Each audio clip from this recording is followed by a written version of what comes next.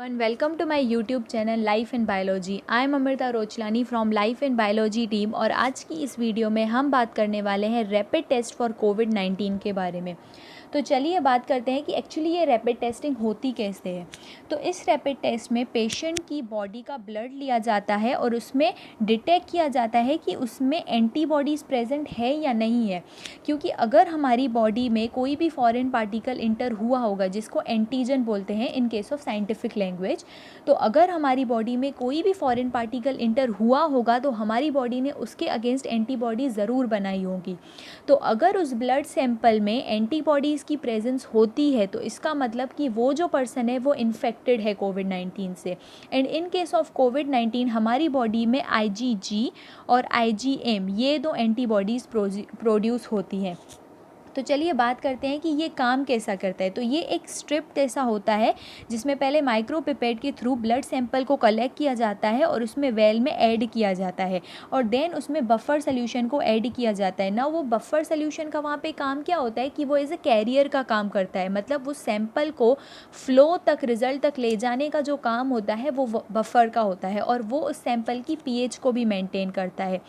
ये जो स्ट्रिप होती है उसमें अंदर एक कंजुगेशन पैड होता है, उस पैड में ऑलरेडी जो पार्टिकल्स हैं वो बाइंड किए जाते हैं। तो अगर हमारे ब्लड सैंपल में एंटीबॉडीज़ प्रेजेंट होंगे तो वो उस एंटीजन मतलब फॉरेन पार्टिकल के साथ बाइंड होके हमें एक मार्क देंगे रिज़ल्ट का।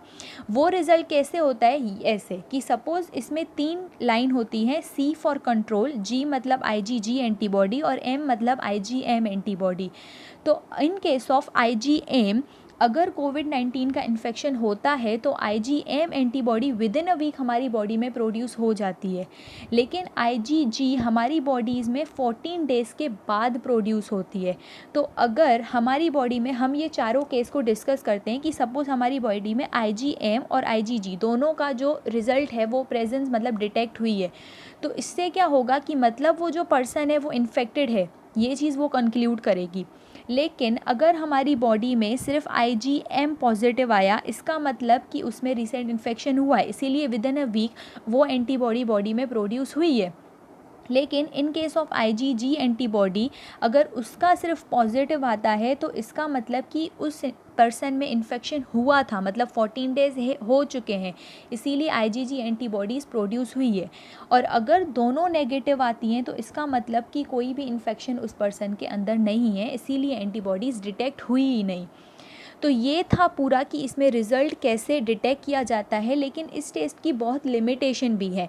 नाउ फर्स्ट कि ये जो टेस्ट है वो प्रॉपर क्वांटिटेटिव वैल्यू नहीं देता है कि हमारी बॉडी में एंटीबॉडीज़ की कितनी कंसंट्रेशन इंक्रीज़ हुई है, उसका जो प्रॉपर रेट होता है ना वो हमें नहीं मिलता है।